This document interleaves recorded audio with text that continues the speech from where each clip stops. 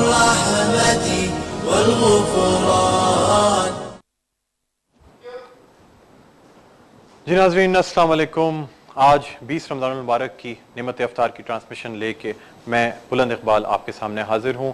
آج چونکہ 20 رمضان المبارک ہے اور ہمارا جو دوسرا عشرہ ہے یعنی مغفرت کا عشرہ وہ آج اختتام پذیر ہو رہا ہے، اور کل سے رمضان المبارک کا جو عشرہ شروع ہو رہا ہے اس میں اعتکاف کرنے کا حکم دیا گیا ہے. اعتکاف مسنون عبادت ہے، اور اس کے بارے میں آپ صلی اللہ علیہ وآلہ وسلم نے ارشاد فرمایا جو شخص اللہ تعالیٰ کی خوشنودی کے لیے ایک دن کا اعتکاف کرے گا اللہ تعالیٰ اس کے اور جہنم کے درمیان 3 خندقوں کو آڑ بنا دے گا جن کی مسافت آسمان و زمین کی درمیانی مسافت سے بھی زیادہ چوڑی ہوگی. ناظرین اس بات سے آپ اندازہ لگا سکتے ہیں کہ اعتکاف کی کس قدر اہمیت ہے ہمارے دین اسلام میں. اور اسی کے ساتھ میں دعوت دوں گا اپنی ساتھی میزبان السلام علیکم. آپ لوگوں کو آج کا روزہ یعنی کہ 20واں روزہ بھی ہمیشہ کے روزوں کی طرح بہت بہت مبارک ہو، اور وہی ہمیشہ کی طرح ایک دعا کرتی ہوں آپ لوگوں کے لیے کہ اللہ تعالیٰ آپ لوگوں کا آج کا روزہ بھی پہلے کے روزوں کی طرح قبول فرمائے اور ساتھ ساتھ آپ کا روزہ بہت سکون سے گزرے. السلام علیکم. وعلیکم السلام. کیا حال ہے آپ؟ میں ٹھیک ٹھاک ہوں، آپ کیسے ہیں؟ بالکل جی میں ٹھیک ہوں. اور آج دوسرا عشرہ رمضان المبارک کا میں ناظرین سے بھی یہ بات کر رہا تھا کہ دوسرا عشرہ جو ہے اختتام پذیر ہو رہا ہے، اور اب جو تیسرا عشرہ شروع ہو رہا ہے اس کے حوالے سے دوزخ سے نجات، بالکل دوزخ سے نجات کا عشرہ ہے، اور اس میں اعتکاف کی عبادت جو ہے وہ مسنون ہے. اعتکاف کی مختلف اقسام بھی ہوتی ہیں جس پہ آج ہم اپنی ٹرانسمیشن میں بات کریں گے.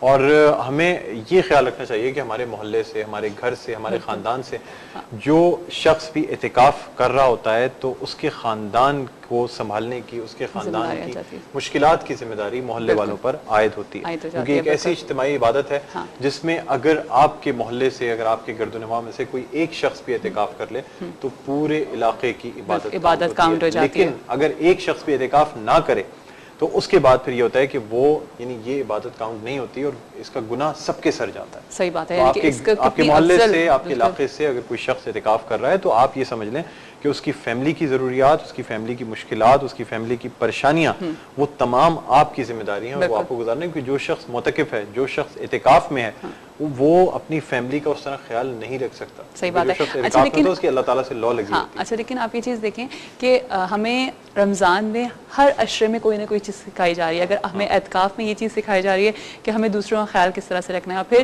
وہی والی بات ہم ہمیشہ کریں گے کہ رمضان میں ہم اتنی ساری پریکٹسز کر رہے ہوتے ہیں اور دوسروں کا خیال رکھ رہے ہوتے ہیں. نہ صرف اعتکاف کے دنوں میں بھی، اگر باقی کے دنوں میں بھی اگر آپ کو لگ رہا ہے کہ کسی کے گھر میں کوئی پرابلم ہے اور اس کا آپ خیال رکھ سکتے ہیں تو اس کی بھی کوشش کریں کہ آپ لوگ میرے خیال سے پورے سال اس کو کنٹینیو رکھیں. اعتکاف کی جو ایک فضیلت ہے وہ یہ بھی ہے چونکہ ناظرین ہمارے اس آخری عشرے میں طاق راتیں بھی ہوتی ہیں، تو جو معتکف ہوتا ہے وہ اعتکاف میں یعنی حالت اعتکاف میں عبادت کی حالت میں ان طاق راتوں کو پا لیتا ہے. کیونکہ شب قدر انہی آخری عشرے کی طاق راتوں میں سے کہا گیا نا ڈھونڈنے کو، 21ویں شب بھی ہو سکتی ہے، 23ویں شب بھی ہو سکتی ہے، 25ویں شب بھی ہو سکتی ہے، 27ویں بھی ہو سکتی ہے، 29ویں شب بھی ہو سکتی ہے. تو یہ اس لیے کہا جاتا ہے کہ چونکہ طاق راتیں اس آخری عشرے میں آتی ہیں تو اس کا بڑا ہی اجر و ثواب ہے جب ایک مسلمان کو، ایک مومن کو وہ طاق راتیں اعتکاف کی حالت میں، عبادت کی حالت میں مل جائے.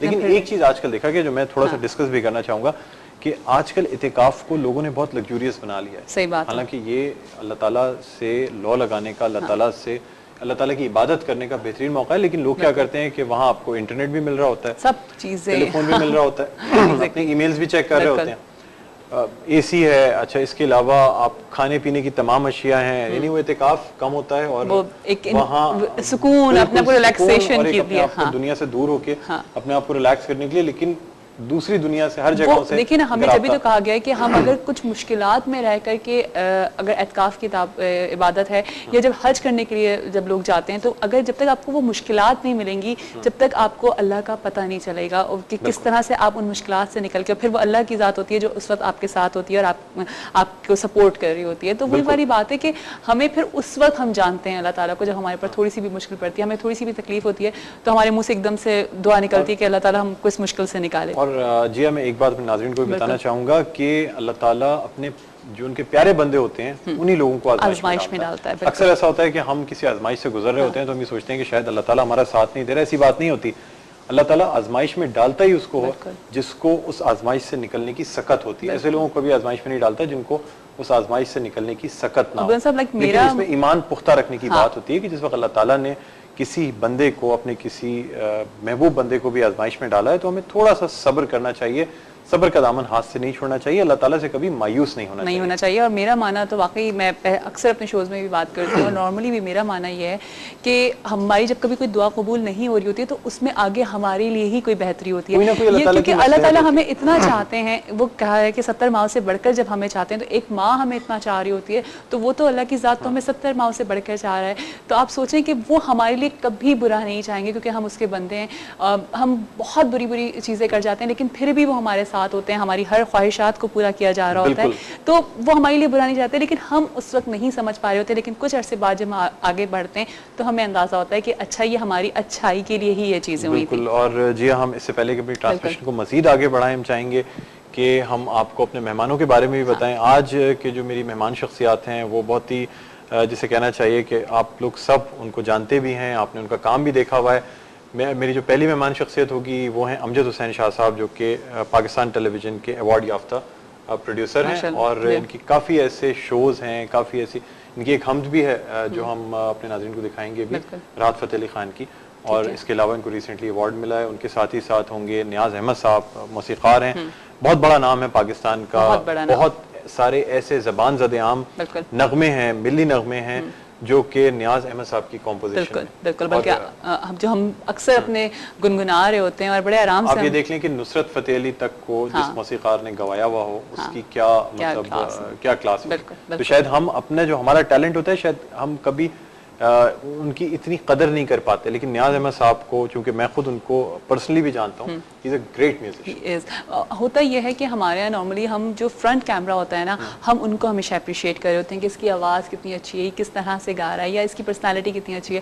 ہم یہ نہیں دیکھ رہے ہوتے کہ اس کے پیچھے کتنے لوگ ہیں جو اس کو یہاں تک پہنچا رہے ہیں. حالانکہ اگر عالمگیر صاحب کی بات کی جائے تو اس میں ایک بہت بڑا نام ان کو سپورٹ کرنے کے لیے ان کا آتا ہے کہ انہوں نے بہت زیادہ ان کی میوزک کمپوزیشن کو بنایا. اور بالکل مطلب نیاز صاحب تو ایک اکیڈمی ہے. بالکل وہی نا کہ ان کو لے کر آنا. ملاقات کریں گے تو ہمارے ناظرین کو بھی اندازہ ہوگا. لیکن آپ کو آج کی ٹرانسمیشن بہت اچھی لگے گی, کیونکہ آپ بھی بہت سارے سوالات ان سے کر سکتے ہیں کہ وہ اتنے عرصے سے کہاں تھے اور انہوں نے کن کن کے ساتھ کام کیا ہے. تو بہت اچھی ٹرانسمیشن جائے گی, آج کی بہت اچھی ٹرانسمیشن جائے گی. اس کے علاوہ ہمارے ساتھ ناظرین ہوں گی شہنیلا علی, جن کو کہ سچل ایوارڈ 2012 کا ملا ہے, اور اس کے ساتھ ہی ساتھ ہمارے ساتھ ہوں گے ایک نعت خواں بھی جو خورشید احمد صاحب کے بھائی ہیں. اچھا, ان سے بھی ہم آج ملاقات کریں گے اور کچھ یادیں بھی تازہ کریں گے. بہت ساری میری بھی اپنی یادیں ہیں پی ٹی وی سے ریلیٹڈ, اس پہ بھی بات ہوگی.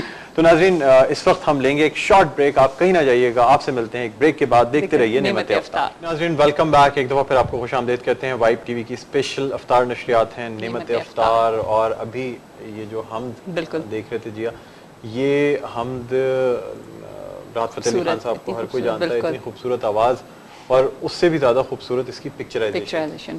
موٹا پیلس پہ یہ حمد ریکارڈ کی گئی, اور جن پروڈیوسر نے یا جن ڈائریکٹر نے اس کو یعنی اس کی ہدایات دیں, جنہوں نے پیش کیا, وہ آج ہماری اس ٹرانسمیشن کے گیسٹ بھی ہیں, اور وہ پاکستان ٹیلی ویژن سے ایوارڈ یافتہ بھی ہیں. ان کو اس پروڈکشن پہ ایوارڈ بھی دیا گیا ہے. ہمارے ساتھ موجود ہیں امجد حسین شاہ صاحب. السلام علیکم. وعلیکم السلام. کیا حال ہے, خیریت سے ہیں؟ اللہ کا شکر. بہت شکریہ آپ نے ہماری اس ٹرانسمیشن کے لیے ٹائم نکالا.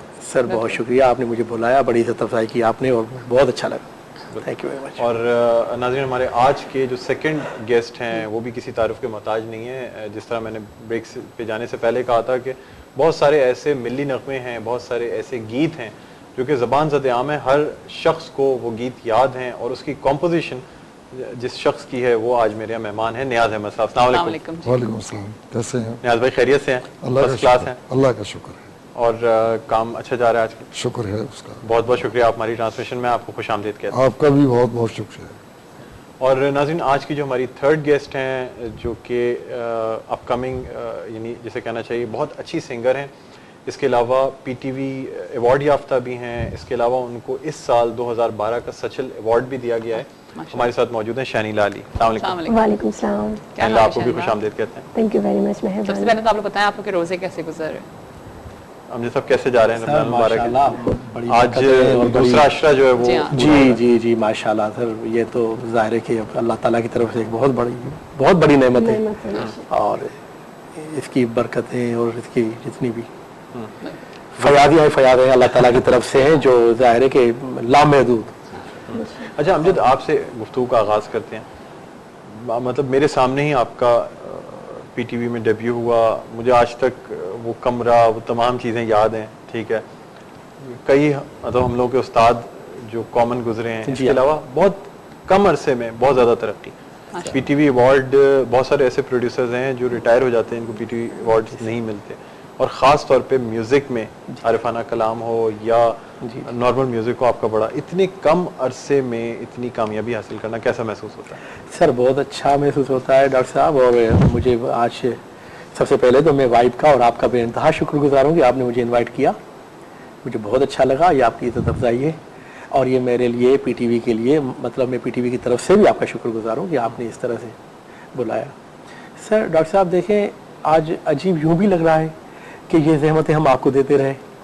آپ تشریف لاتے پی ٹی وی کے, اور آپ ماشاءاللہ پی ٹی وی کے اور اس میڈیا کے ماشاءاللہ جانی پہچانی شخصیت ہیں, کمپیئر کی حیثیت میں, ہوسٹ کی حیثیت میں.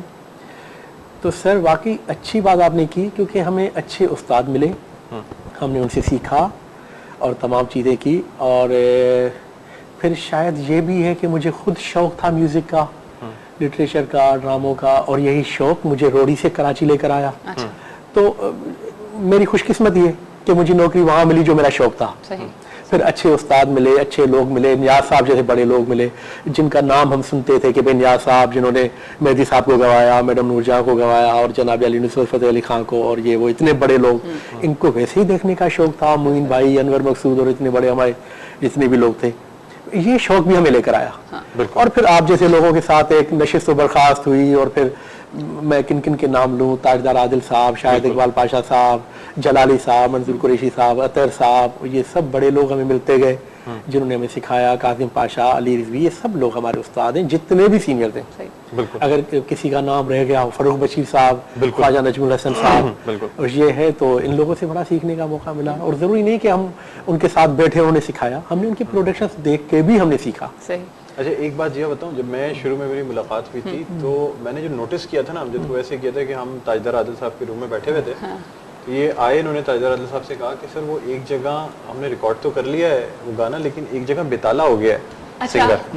اب میں نے یوں گھوم کے دیکھا, میں نے کہا یہ کون ہے جو بتا رہے سنگر ایک جگہ بیتالا ہو گیا ہے, اور وہ اچھا اس پہ باقاعدہ ٹیکنیکل باتیں کر رہے ہیں کہ جی وہ یہ والی تال تھی اور وہ اس میں چلا گیا اور یہ ہو گیا. میں بڑا حیران ہوا کہ ینگ سا آدمی مطلب بہت کرتا شلوار پہنے ہوئے, وہ یہ بتا رہا ہے.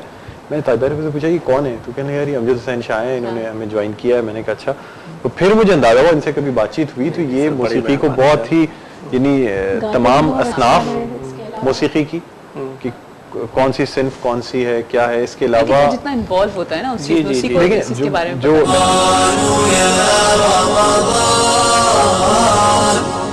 شهر الرحمة والغفران